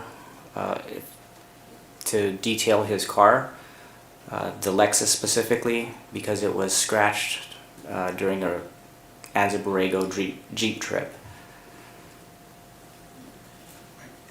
And again, for the record, all of these, okay, this is from footage from 24/17 Paseo Los Gatos. No, this is footage from 338 Calle La Quinta. All the questions that you've just been asking are about 338. Yes, Okay. well, all the questions, so, I mean, since about the dates, we went into this current line of questioning that you've just been on for the last, yes, Your Honor, I Fine. apologize if that wasn't clear. The observations you made on January the 9th that you just testified to with regard to, for example, May's father arriving at 11:40 a.m., was that from the surveillance footage from 338 Calle La Quinta? Yes, And then the observations of the defendant's movements that afternoon, also 338 Calle La Quinta? yes, And then the testimony you just gave about the conversation that the defendant had with his neighbor or neighbors at, was that also at 338 Calle La Quinta? yes. And specifically, what did you recall the defendant saying about why he needed the Jeep? Or, I'm sorry, why he wanted to have the Lexus detailed? He stated that it was scratched during a Jeep trip to Anza Borrego. And what does detailing mean? Detailing is when you clean your car thoroughly, you wax and polish it to remove any imperfections that are on the vehicle. In the course of this investigation, about how many witnesses would you say you spoke to? Hundreds of witnesses. And that would include also the other 3 members of your team. Did they also speak with witnesses? Yes, Did you speak with someone by the name of Carla Navarrete Ocampo? yes. And who is Miss Ocampo? She is a tutor for Larry and May's youngest daughter. And did you talk to her in the course of the investigation? Yes. And what did she tell you? She told me that she has been tutoring for approximately 2 years, and she regularly shows up to the house on Tuesdays and Thursdays from approximately 5:15 p.m. to 6:15 p.m. Did you identify her after seeing her car arrive on January 7th in one of the surveillance videos? Yes, And did Ms. Ocampo indicate whether or not she normally communicated with the defendant or with May? she normally communicated with May.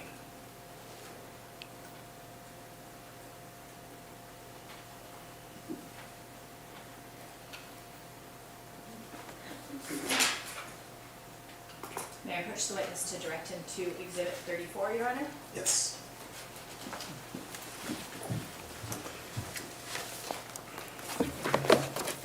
Showing you what's been marked as Court's Exhibit 34, do you recognize what's shown in that exhibit? Yes, What is that? it is a text message string between May and the tutor. And specifically, had there been arrangements made for the tutor to come to the house Yes, the week of January the 4th? yes, And it appears this is a screenshot of text message string. Can you tell whose, there's some blue bubbles and black bubbles in this text exchange. Whose text is the blue? blue is the tutor, And the black is, May. and so there's, just directing your attention to the bottom of this text string, January 5th at 2:07 p.m. there's a blue text, and that would have been from the tutor. Yes. And just project this up on the screen. It's Courts Exhibit 34, the same exhibit that's in the binder. Yes. Okay. And just kind of as the top of the text exchange, is this all kind of communication about tutoring for her daughter Melani? Yes. Can you give us a general kind of summary of what the exchange is kind of prior to January the 5th? So prior to January 5th, that was when they were having, it was during COVID, so the kids were having to have remote learning, and they essentially are trying to get in-person tutoring in early January. So they hadn't been having tutoring because of COVID, and on January 5th, does the tutor indicate that she's now able to resume in-person tutoring? Yes. And so the text specifically from the tutor, and this is not being offered for the truth, but to provide context to the discussion, but after seeing that not much has changed since the COVID alert we received in terms of all the guidelines, we can start tutoring in person again if you would like. I'm not sure when Melani goes back to school, but I can start as soon as you want. And then the black texts are from May, say, oh, she'd love that, how about Thursday? And did the tutor indicate to you that this was her text exchange with May? Yes. Okay. And then did Ms. Ocampo indicate that she had plans because of this text exchange to come to the house on January the 7th to tutor Melani? Yes. Did you also speak with a neighbor by the name of Heather Tootle? Yes. Who is Heather Tootle? Heather Tootle lives on the next street to the east at 2385 Plaza Eva. And she also heard about May missing, so she began reviewing her security footage. Showing you Courts Exhibit 28-1, and if you could flip to that exhibit in the binder. That's what, can you slow down a little bit? Oh, Your- sorry. The big face.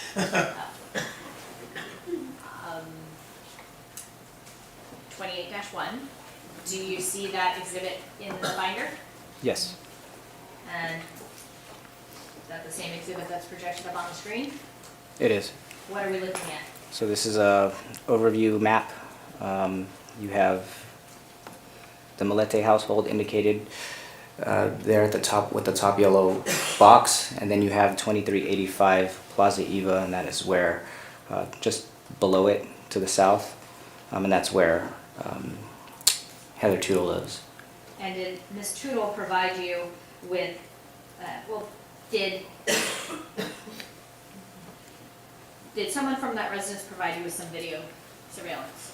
Yes. Okay, and was that surveillance footage, tell us about what that was that they provided you. So they provided me with audio on January 7th, 2021 at approximately 10:34 p.m. Of audio of kids playing in the backyard.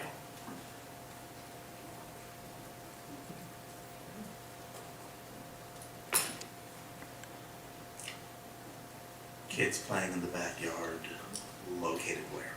Located at, let me be more specific, so she captures audio on her security footage. She hears the kids playing and she recognizes them as the Millete children. So to be just kind of clear here, the 2385 Plaza Eva would be kind of back behind the Millete house, catty corner. Yes. And her surveillance video has audio, captures audio, Yes. and she discovered that she had audio from January 7th, 2021 at about 10:34 p.m. Yes. and recognized that the audio of the voices that she heard in the audio. Yes. Did she say specifically who she heard? She did not. Did she say she had heard the children playing before? Yes. Did you also speak with the defendant's boss at the time, a man by the name of Terry Fonville? Yes. And when did you speak with him? I don't recall off the top of my head. Do you recall about what month? I don't recall. Can I refer to my report? Yes, if you have, do you have a copy of your report in front of you? I do. Okay, why don't you take a look at that and then look up when you've had a chance, when you've had a chance to review the report description.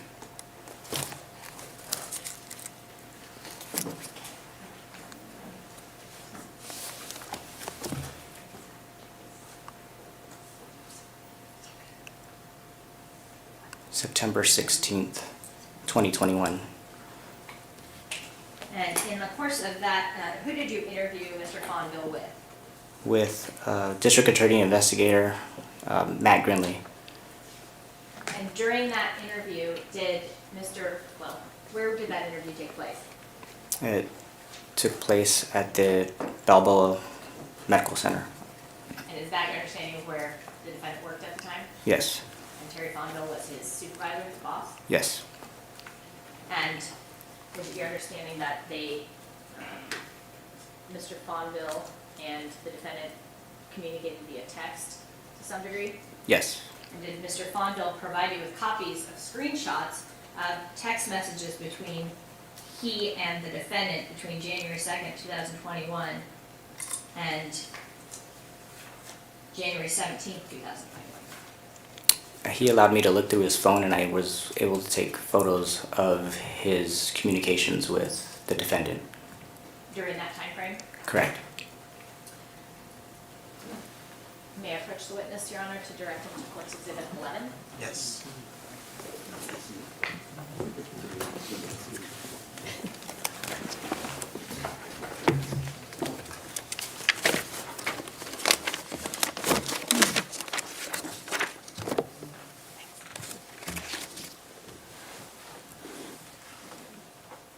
Looking at Courts 11, 11-1 through 11-10, do you recognize the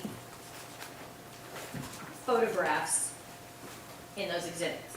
Yes. What do you recognize those to be? Those are the photos that I took of Mr. Fonville's cell phone, which depicts him and Larry's conversations. And are those, in 11-1 through 11-10, are those fair and accurate copies of the photos of the screenshots that you took of the text messages on Mr. Fonville's phone? Yes.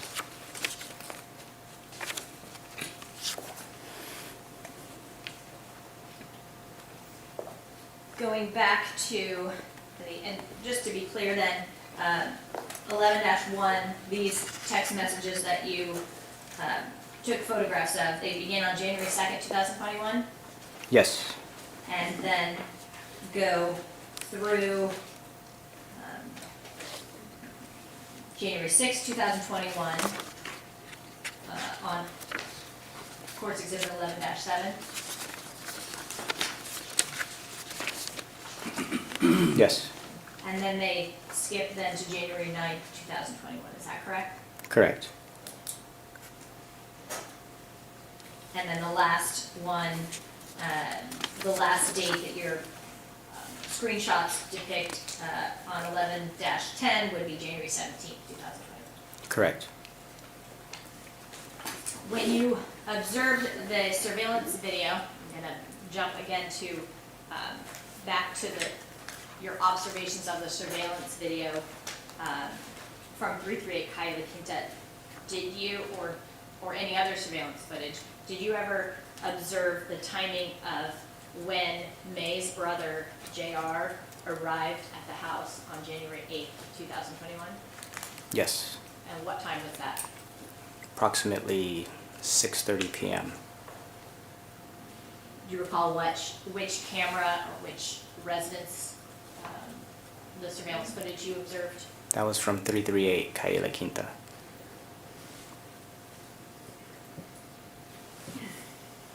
I've just got a few more questions for you, Detective. We heard some testimony from January 23rd, a search warrant that was executed on January 23rd, 2021 at the Millete residence. Were you part of that search warrant? Yes.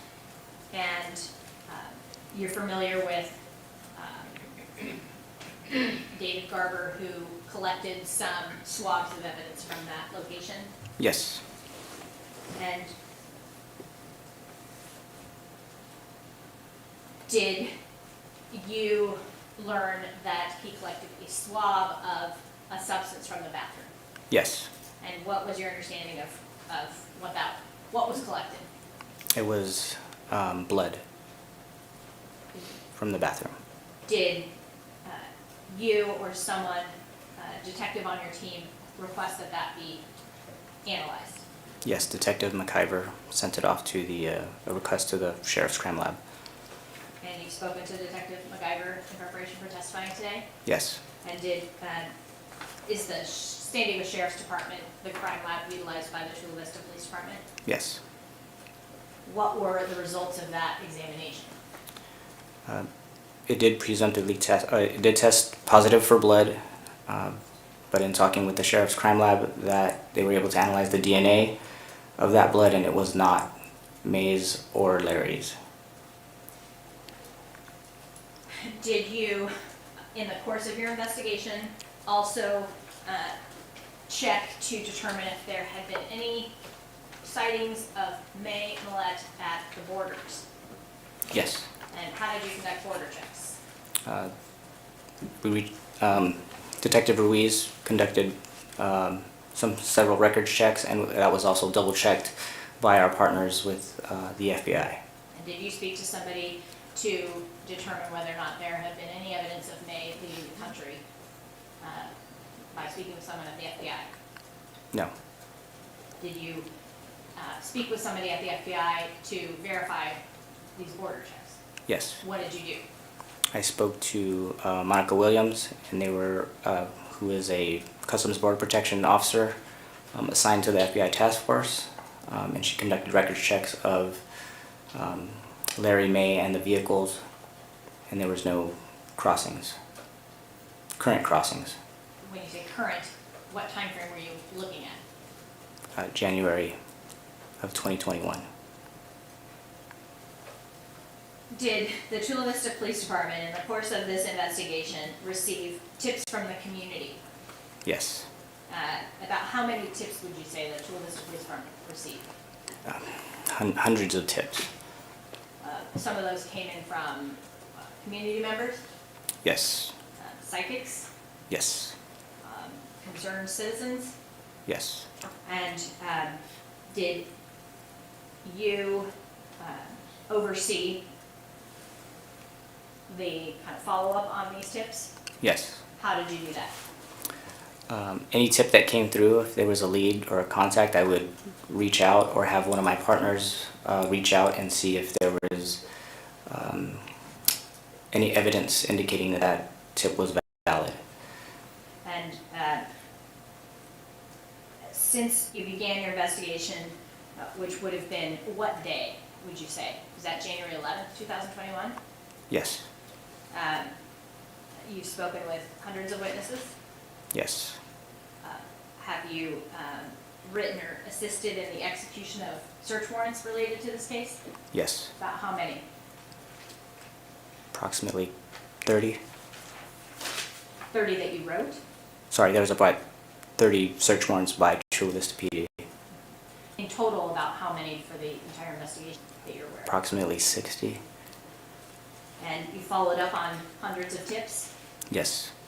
And to date, has there been one credible sighting of May Millete since she walked into her residence on Paseo Los Gatos on January 7th, 2021, around 4:45 p.m.? No. Thank you. Are there other questions? All right, cross-examination. Oh, actually, I had a question. You said you checked the borders for January for crossings? Yes. Which borders? According to their database, they would check any any crossings outbound from the United States.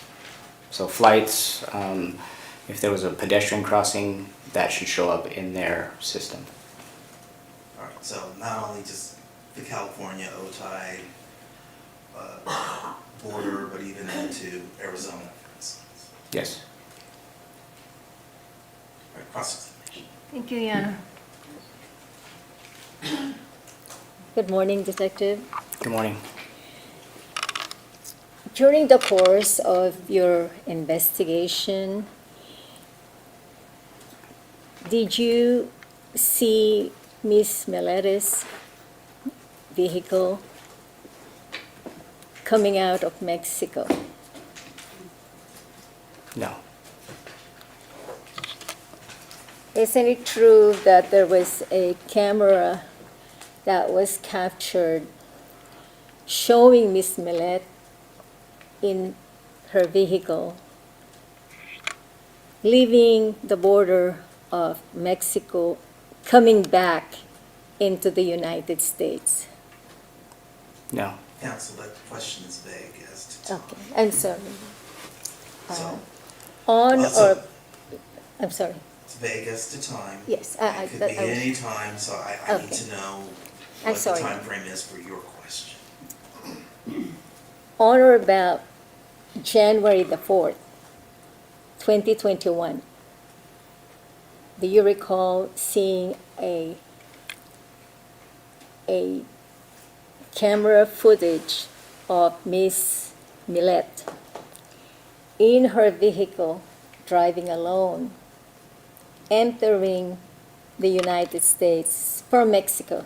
And which vehicle are you talking about? Excuse me. Which vehicle are you Oh, talking vehicle. about? I'm counsel? sorry. I want a very specific question Okay. asked. So, Did you see her in her Lexus? No. The black Lexus, okay. Did any of your officers mention that in any of the reports? I am familiar with a border crossing on January, not a border crossing, a records check on January 4th, but that was not a crossing. Do you have the photo so I can refresh my memory? Okay, just a second, let me see.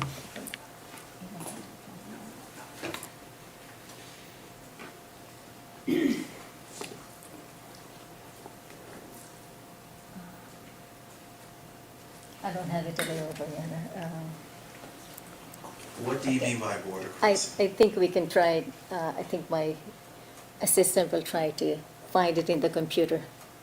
And let Okay. me just What- proceed with the My question. question's going to be, what do you know?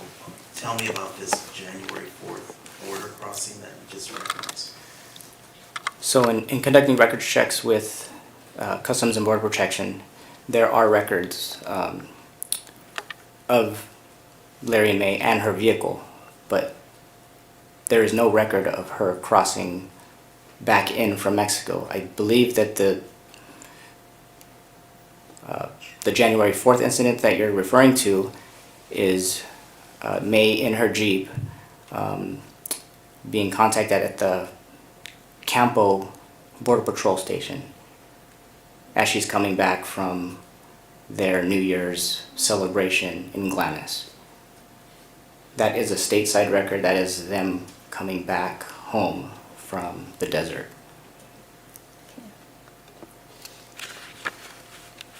Were you the one who actually verified that, or was it one of the members of your team?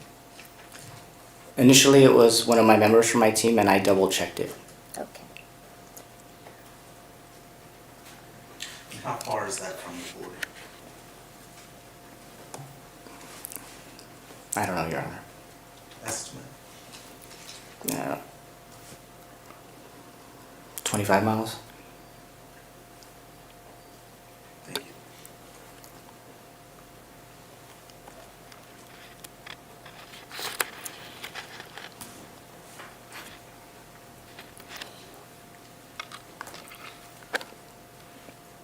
Were you part of the initial team that went into the Millete residence on January the 10th, 2021? I was not part of the team on January 10th. When was the first time you actually physically entered Mr. Millete's residence? What date? That would be January 11th. Okay. Did you have an occasion to speak to Larry Millete at that time? I'm not sure I understand your question. When you went into Mr. and Mrs. Millete's residence on January 11, 2021, did you speak with Mr. Millete? I did.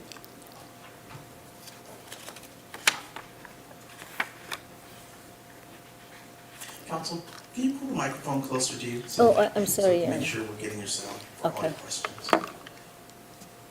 It's not, okay. Can you hear me better? Okay.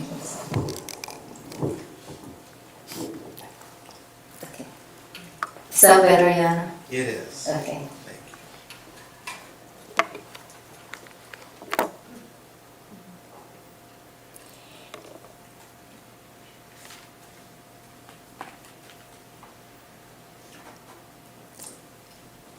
Did you also have an occasion on the same day to speak to anyone else besides Mr. Millete when you were there at their residence on January 11, 2021?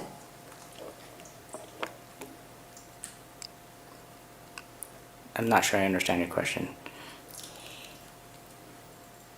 At the time, January 11, 2021, you physically went to the residence of Mr. and Mrs. Millete.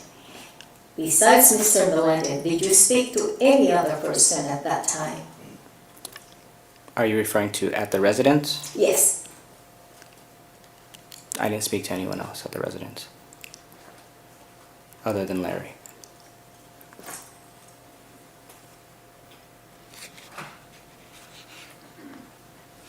When you spoke to Mr. Millete, can you describe his demeanor? Yeah, he was calm, cooperative, didn't seem too concerned.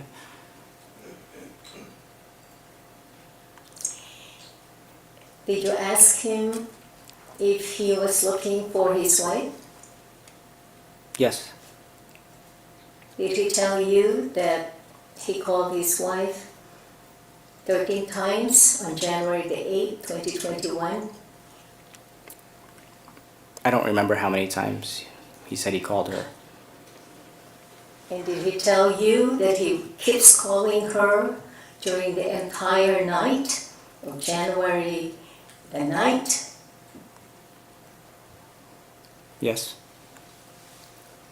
And after that, he continued to call her so many times. Did you obtain some of those those text messages that Mr. Millete had done to try to find his wife? I did try to look through his phone messages, and there were no messages prior to January 9th.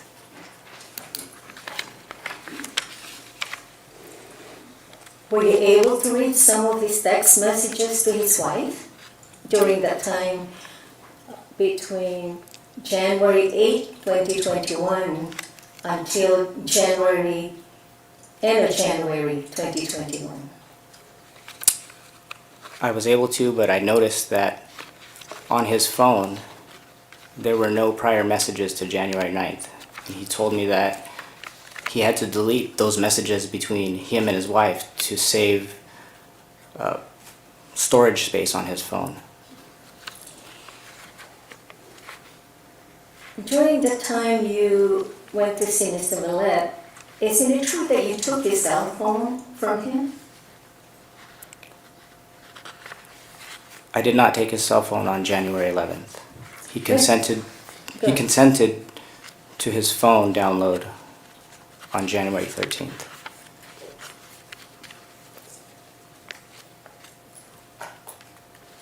He did not hesitate to give you that information, right? No. Conveyed. It's the same. Rephrase.